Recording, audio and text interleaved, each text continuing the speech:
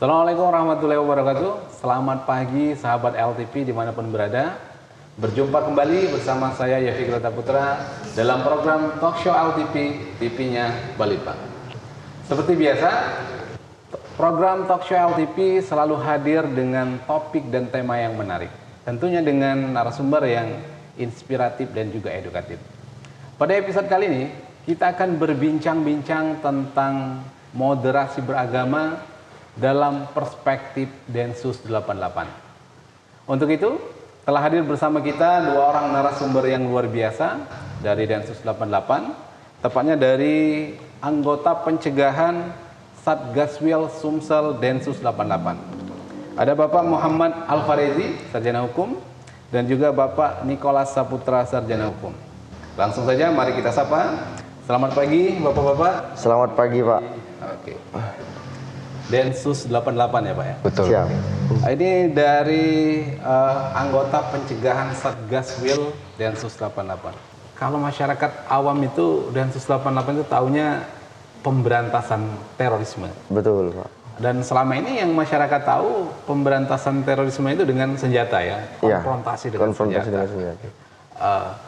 Boleh diceritakan sekilas bagaimana sepak terjang Densus 88, apa itu Densus 88, boleh disampaikan? Oke. Baik, terima kasih Pak. Selamat pagi pemirsa LTP. Jadi kami di sini dari Densus 88 Anti Teror Polri, langsung di bawah dari Mabes Polri tentunya. Tentunya dalam sebuah organisasi kita mengenal bahwa ada struktur.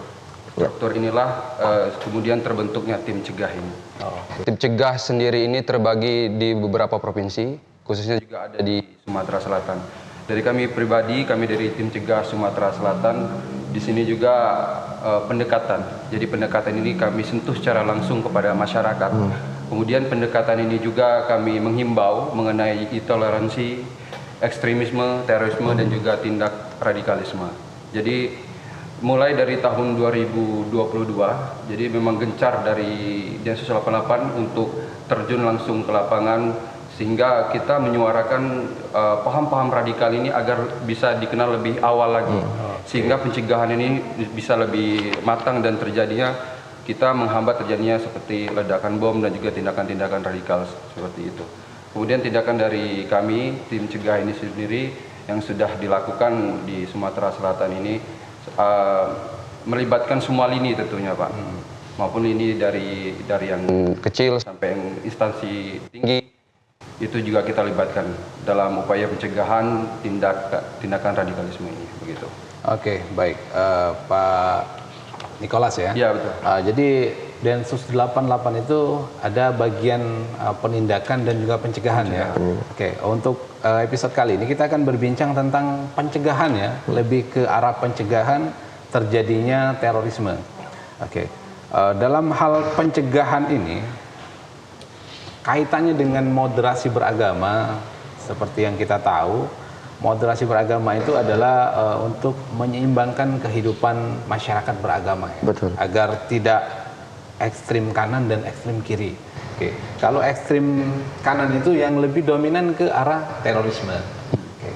Selain dari mencegah, kaitannya dengan moderasi beragama, langkah-langkah strategis yang dilaksanakan oleh bagian pencegahan dari Satgaswil Densus 88 ini seperti apa?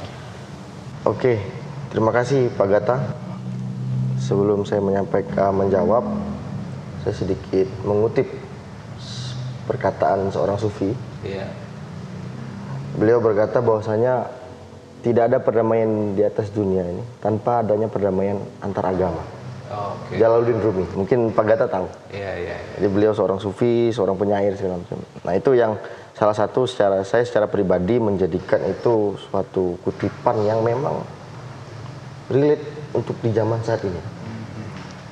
Nah, jadi kita lagi balik ke topik peran Satgaswil Sumatera Selatan terkait pencegahan di wilayah Sumatera Selatan ini banyak itu kita lakukan ya, ya, mulai dari yang paling bawah ke masyarakat, kemudian ke RT, dari tingkat RT, RW, kelurahan, kecamatan, sampai ke dengan dinas-dinas tingkat provinsi pun itu kita udah lakukan koordinasi dan kita udah lakukan apa namanya bahasanya sharing lah terkait bahayanya dari IRED. Kalau kita itu IRED Pak, intoleransi, radikalisme, ekstremisme dan terorisme. Oh, oke. IRED ya. IRED.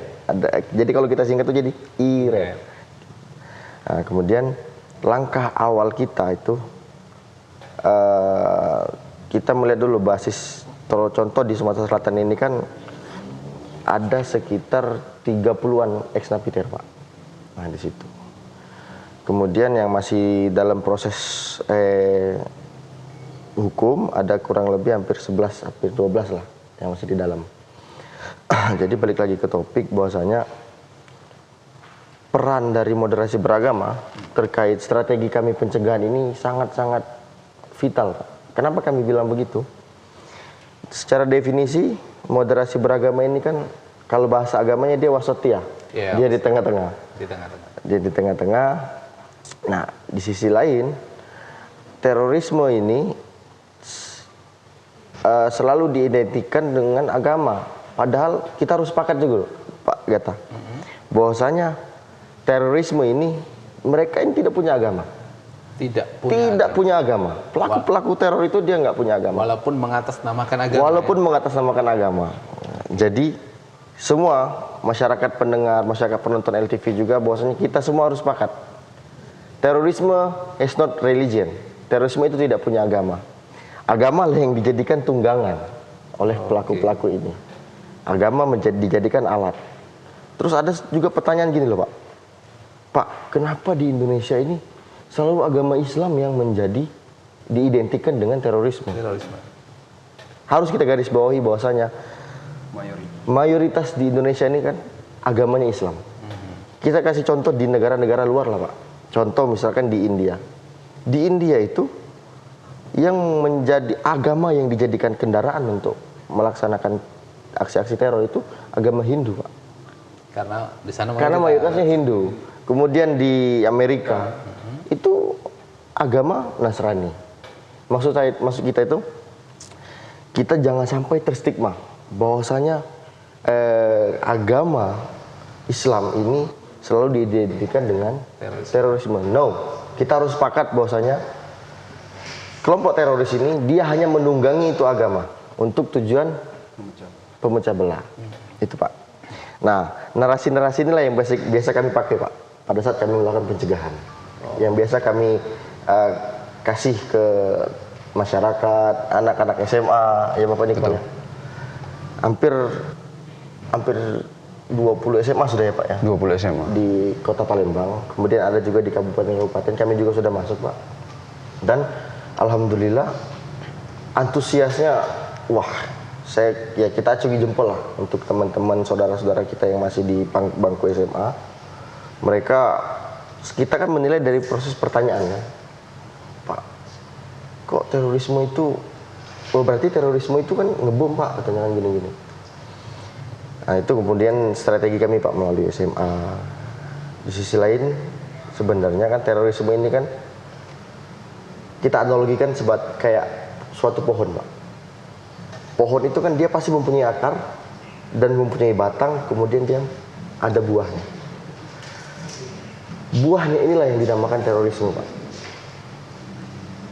Akarnya ini yaitu intoleransinya. Intoleransi. Kemudian seperti batang tadi ya? Seperti ya. Iret tadi. Oke, baik Pak Muhammad Al-Farizi. Untuk selanjutnya, bagaimana Densus 88 itu mengartikan ya bahwasanya ada indikasi-indikasi yang dianggap ini akan menjadi cikal bakal dari terorisme ya. Jadi yang ingin kami tahu itu aktivitas-aktivitas di masyarakat ya yang berkaitan dengan hal keagamaan itu, ini sudah mengarah ke terorisme. Itu bentuk-bentuk nyatanya seperti apa itu, Pak Al-Farizi? Oke Pak, kalau kita berarti kita ini ada bahas mulai dari intoleransi dulu ya Pak. Contoh nyatanya. Praktek intoleransi itu yang jelas yang pertama itu dia itu tidak menghargai atau tidak menghormati haknya orang lain. Oke. Itu yang pertama, Pak. Kemudian yang kedua, dia selalu mengganggu kebebasan orang lain. Freedomnya orang lain itu diganggu. Baik itu dalam keyakinan politik, dalam memilih suatu agama. Nah itu dia sudah mulai mengganggu nih. Dia udah mulai ada rasa kayak, aduh saya nggak suka nih. Cuma masih kesimpan di otaknya dia. Belum dia sampaikan lah. Itu contohnya, Pak. Kemudian juga kata dia hanya mementingkan kelompok dia sendiri, Pak. Dari intoleransi ini. Dia merasa kelompok dia paling benar segala macam. Itu. Kemudian naik step selanjutnya itu ke radikalisme. Nah, contoh nyata dari radikalisme yaitu mereka itu sangat anti dengan yang namanya kebinekaan dan NKRI. Oke. Mereka itu anti perbedaan. Anti perbedaan. Mereka itu ya kita bilang yang sangat betul-betul membenci orang yang sangat berbeda dengan ya, terutama perbedaan keyakinan. Berbeda keyakinan. Kemudian tidak mengakui yang namanya itu Pancasila. Itu, Pak. Sedangkan Pancasila ini kan menjadi tiang sebenarnya, Pak. Menjadi pilar pemersatu bangsa. Nah, ini saya sedikit keluar ya Bapak Diko dari pertanyaan ini. Saya sedikit menjelaskan terkait Pancasila ini, Pak. Sebenarnya, Pak, faktor utama kami juga kenapa ketika melakukan proses pencegahan itu betul-betul ya kami bilang efektif. Yang menjadi dasar kami yaitu 4 pilar kebangsaan tadi itu. Karena apa? Seyogyanya masyarakat Indonesia, founding father kita ketika membuat 4 pilar kebangsaan itu betul-betul relate dengan zaman saat ini, Pak. Ketika ada muncul indikasi mau adu domba segala macam, ingat kita punya 4 pilar kebangsaan loh, Pak. Itu yang sering kami pakai di lapangan. Yang pertama kami bilang Pancasila, kemudian Bhinneka Tunggal Ika, Undang-Undang Dasar 1945 dan NKRI. Nah, terkait 4 pilar kebangsaan ini, Pak, saya sedikit cerita ke Bapak. Waktu itu di tahun 2023, Densus ini diundang ke Eropa. Waktu itu ada beberapa negara itu, Pak, di perwakilan. Terkait pembahasannya ya terkait masalah terorisme, radikalisme. Jadi pada saat itu ditanya sama ada dari negara mana itu nanya, kenapa Indonesia sampai dengan detik ini itu aman, damai dan tidak ada yang namanya perpecah belahan antar masyarakat, antar penduduk. Ini yang menjadi apa ya bahasanya itu pertanyaan inti pada saat momen itu di Eropa ini, Pak. Nah, maksudnya tuh, jadi kami menjawab. Dan Yesus menjawab bahwasanya, Pak, we have 4 pilar kebangsaan. Orang langsung bertanya, apa itu 4 pilar kebangsaan? 4 pilar kebangsaan itulah, Pak, yang menyatukan kami. Ya kita beri contoh. Jadi ada pertanyaan itu pada saat dia nanya itu, Pak, contohnya di Timur Tengah saja yang cuma satu agama bisa terpecah. Sedangkan di Indonesia yang ada 5 agama itu masih adem ayam sampai sekarang loh, Pak Gata. Itu yang menjadi trending topik. Nah, jadi kami jawablah di situ bahwasanya 4 pilar inilah yang menyatukan kami. Kami punya Pancasila, kami punya Undang-Undang Dasar, kami punya Bhinneka Tunggal Ika, kami punya NKRI. Nah, di situ ya kita dikasih aplaus lah di situ, Pak. Wah, Indonesia ternyata mempunyai konsep dasar pemersatu. Nah, jadi di situ, Pak. Lanjut lagi kita ke contoh terorismenya, Pak. Contoh sikap-sikap atau aktivitas yang sudah menunjukkan bahwasanya itu akan menjadi cikal bakal dari terorisme. Itu kan mengacu ke IRA tadi ya. Betul. Intoleransi, radikalisme, ekstremisme dan terorisme. Jadi dari akarnya intoleransi dan akan berakhir menjadi terorisme. Baik, selanjutnya ke Pak Nicholas ya. Ya. Oke. Tadi seperti yang sudah disampaikan bahwasanya ada istilah terrorism is not religion. Jadi terorisme itu bukan dari agama ya. Jadi dalam hal ini Kementerian Agama kan sudah menggaungkan tentang konsep moderasi beragama. Tujuannya untuk menjadi salah satu pemersatu di antara perbedaan keyakinan bangsa Indonesia. karena terorisme itu bukan agama, bukan dari agama. Kalau dari perspektif Densus 88 dalam tim pencegahan ini, sejauh mana peran moderasi beragama ini menurut dari tim Densus 88 dalam mencegah terorisme yang ada di Indonesia? Baik, mungkin kita sederhanakan kalimat moderasi itu sebagai kerukunan umat beragama. Iya, oke.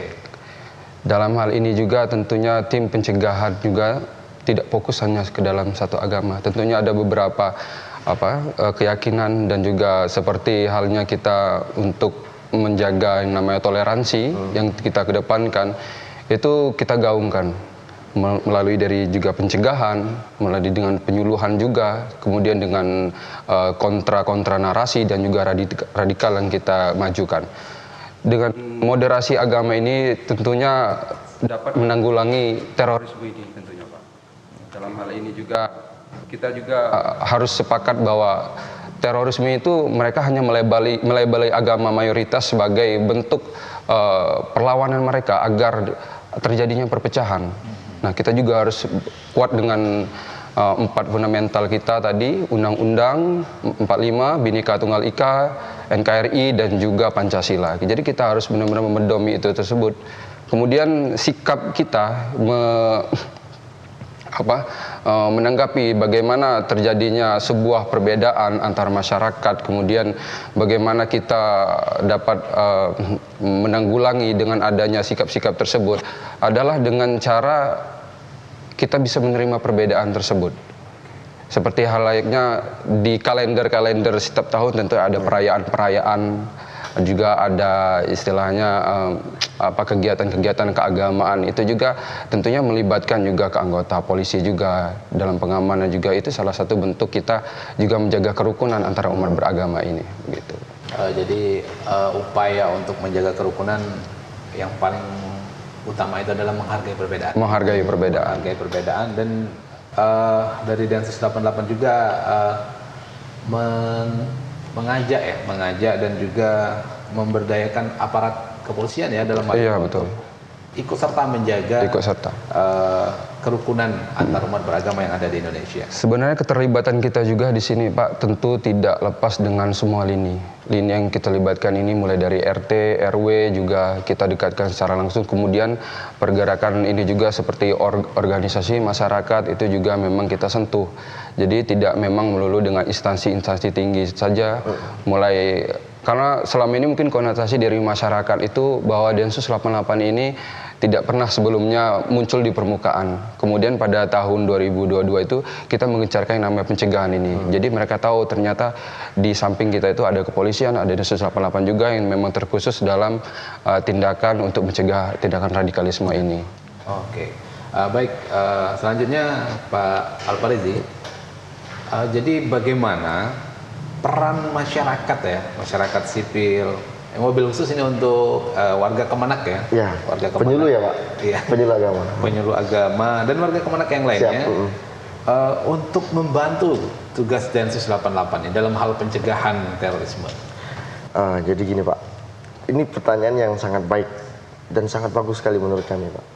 Karena apa? Kami juga ketika di lapangan Pak, ketika kami mau melakukan suatu kegiatan pencegahan itu, langkah awal kami itu pertama tuh kami ke Pak Babin, ke Bimas, kemudian kami ke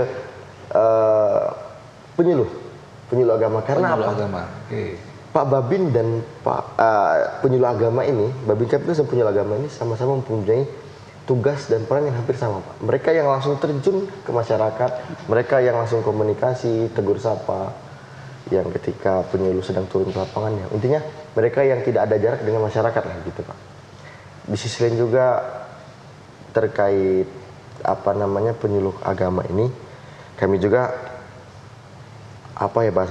melalui ini kegiatan kami yang biasa kami lakukan itu melalui pendekatan secara holistik, kemudian kolaborasi lintas sektor, karena ini kami tidak bisa bekerja sendiri tadi Pak. Kami tidak bisa bekerja sendiri. Adanya penyuluh agama ini menjadi salah satu perpanjangan tangan kami untuk melakukan proses pencegahan IRET tadi, Pak. Di sisi lain juga penyuluh agama ini juga kan kita di lapangan itu ketika mereka langsung bersentuh ke masyarakat, ketika misalkan mengisi kajian, mengisi apa bahasanya itu suatu pengajian ya. Kebetulan ibu saya ini salah satu penyuluh juga, Pak. Penyuluh juga. Salah satu penyuluh agama juga, Pak. Jadi saya sharing lah dengan ibu saya, ibu apa yang dilakukan penyuluh ketika di lapangan, ketika sedang melakukan penyuluhan agama. Jadi nak, ibu ini kumpul sama ibu-ibu, kita itu kayak majelis taklim lah begitu. Iya, majelis taklim. Ada keluh kesah dari jamaah itu langsung dicurahkan, disampaikan. Ya, ibu sebagai penyuluh di wilayah itu, ibu harus memberikan solusi. Ada suatu pertanyaan yang bilang, Bu, kenapa ya Bu, anak saya ini kok dia mulai sering kontra dengan saya. Ini cerita fakta di lapangan, Pak. Ibu saya sampaikan ke saya, bahwasanya kontra dalam arti apa, kata ibu saya tanya, Pak. Ya sering menganggap saya ini selalu salah dalam beragama. Mulai, Pak itu terkait, itu salah loh Pak. Cara Bapak tuh salah, begini-begini. Sudah mulai ada narasi membid'ahkan. Itu diceritakan lagi ibu saya, maksudnya gitu. Terkait membid'ahkan. Wah, akhirnya disampaikan lagi ke ibu saya. Coba selami dulu anak ibu, pola kegiatannya sehari-hari apa. Saya jujur sampai shock loh Pak. Maksudnya seorang penyuluh agama yang sudah mempunyai mindset dan pola pikir yang begitu, sudah memberikan solusi, tidak langsung mendiskreditkan anak itu. Kenapa mulai berbid'ahkan anak? Kata ibu saya itu bilang, coba dicari tahu Bu, pola kegiatan anak ibu apa. Akhirnya sudah dikasih tahu segala macam, akhirnya didudukkan bareng lah orang tua dan anak itu. Akhirnya ketemulah titik temunya, bahwasanya ini anak ini salah guru, intinya gitu Pak, salah guru belajar agamanya. Nah, itu kan titiknya itu di situ. Peran dari penyuluh agama ini betul-betul sentral di masyarakat. Karena apa itu, kami selalu menggandeng penyuluh agama ketika melakukan suatu kegiatan pencegahan di wilayah manapun Pak, mau itu di Palembang, di luar Palembang, itu yang selalu kami lakukan. Mungkin dari Pak Gata ada sedikit misalkan apa bahasanya kayak penyuluh agama itu, apa yang kira-kira masukan juga ke kami, apa yang harus kami lakukan atau kami kolaborasikan lagi ke depannya dengan penyuluh agama, ada masukan atau apa mungkin kira-kira. Oke. Jadi Kemenak itu kan punya penyuluh agama, bukan hanya penyuluh agama Islam. Semua agama itu ada penyuluhnya itu. Memang karena kita mayoritas Islam, maka penyuluh yang mayoritas pun itu penyuluh agama Islam. Ada yang berstatus PNS dan juga non PNS ya. Jadi penyuluh itu bisa bekerja sama dengan semua pihak ya, termasuk Densus 88 dalam mensosialisasikan bahaya dari IRAT tadi ya. Penyuluh agama itu mempunyai kedekatan kepada masyarakat. Betul. Jadi penyuluh agama itu sangat dekat kepada masyarakat yang merupakan garda terdepan dari Kementerian Agama untuk mensosialisasikan kebijakan dan legasi yang ada di Kementerian Agama. Jadi Densus 88 bisa menggandeng penyuluh, bisa melakukan strategi-strategi untuk mensosialisasikan pencegahan dari IRAT ini. Siap. Baik, selanjutnya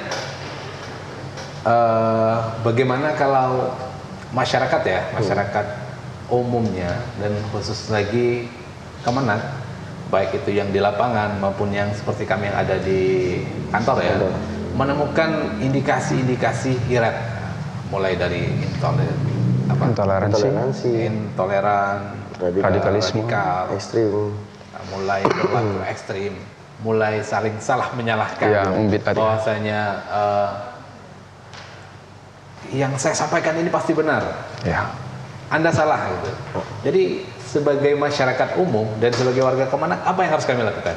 Apakah kami langsung kontak Densus 88 atau bagaimana caranya itu untuk meminimalisir ya kemungkinan yang tidak kita inginkan?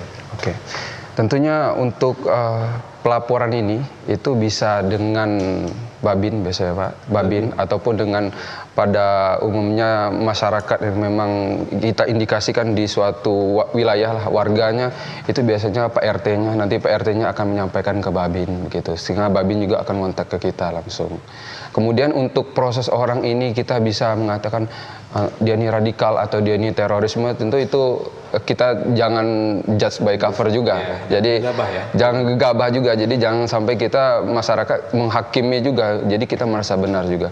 Kemudian itu nanti balik lagi ke kami, pekerjaannya kami, tugasnya kami di Densus 88, sejauh mana orang ini terpaparnya, sejauh mana orang ini sudah indikasinya sudah ke ekstrim, itu bakal ditindaki lebih dalam lagi. Untuk pelaporan sendiri, masyarakat bisa melaporkan di lini itu seperti RT RW, kemudian ke Babin Kaptipnas, juga di Babinsa juga bisa, itu akan dilaporkan nanti ke kami Densus 88. Oke, jadi dilaporkan ke aparat terdekat dulu ya. Aparat terdekat mulai dari RT ke Pak Lurah mungkin. Pak Lurah ya. Ke Babin Kaptipmas, dan mungkin kalau di wilayah kantor ya, instansi itu bisa lapor ke pimpinan dulu. Ke pimpinan tentu.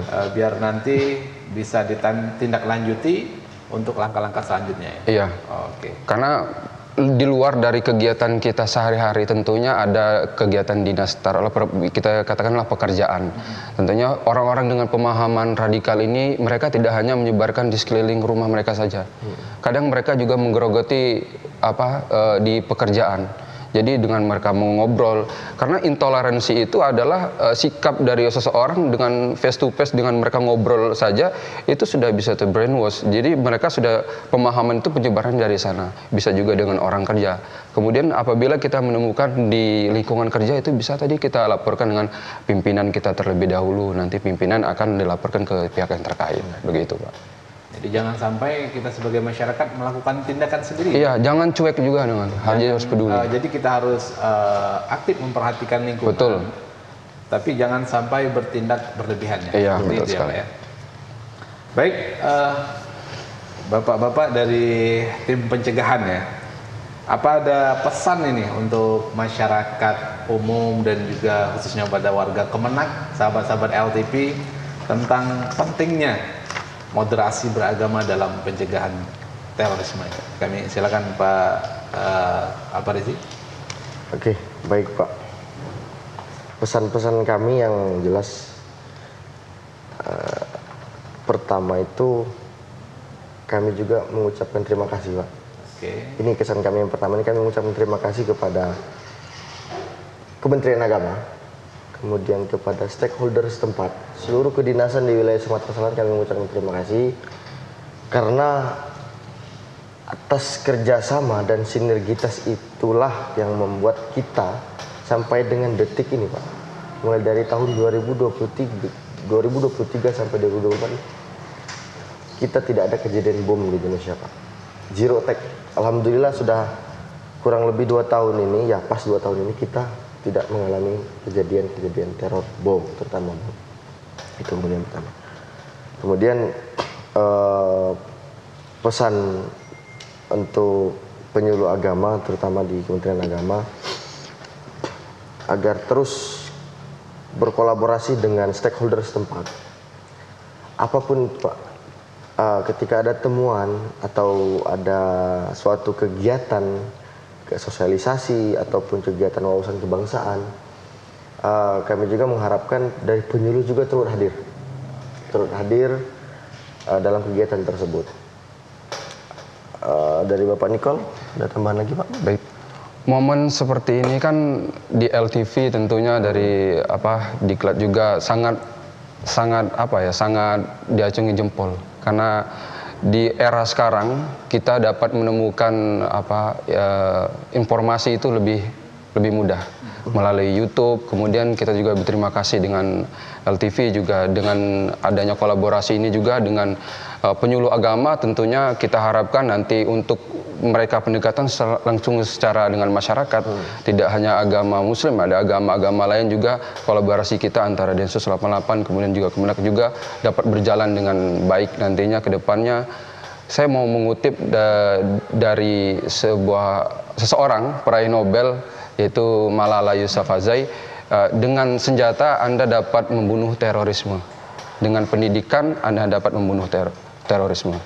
Dengan senjata Anda dapat membunuh teroris, dengan pendidikan Anda dapat membunuh terorisme. Jadi pentingnya nanti kita pencegahan, pendekatan kepada masyarakat, kolaborasi juga dengan penyuluh agama, mengedepankan yang namanya pemahaman tentang IRED, radikalisme dan terorisme ini agar bisa hilang dari akarnya juga.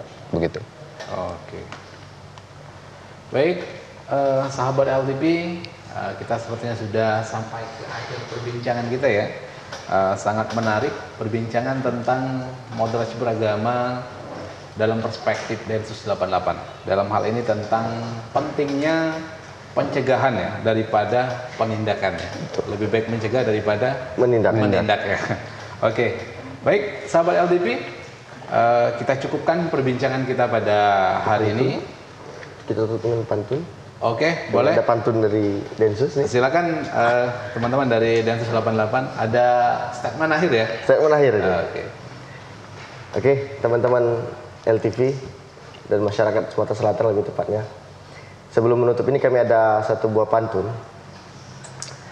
Jalan-jalan ke Sungai Musi, cakep. Pulangnya lewat Lemabang. Cakep. Cinta, damai dan toleransi, itulah kulturnya Wong Palembang. Mungkin itu Pak Gata. Terima kasih. Baik, terima kasih Bapak Muhammad Al-Farizi, sarjana hukum, Bapak Nikolas Saputra, sarjana hukum. Terima kasih sudah meluangkan waktu dan menyempatkan untuk berkunjung ke studio LTP. Semoga perbincangan kita pada pagi hari ini bisa memberikan manfaat dan pemahaman kepada masyarakat luas tentang pentingnya moderasi beragama dalam pencegahan terorisme. Baik, sahabat LTP, kita akhiri perbincangan kita pada episode kali ini. Saya Fikri Putra beserta kru pamit undur diri. Sampai jumpa. Assalamualaikum warahmatullahi wabarakatuh. LTP, TV-nya Balitbang.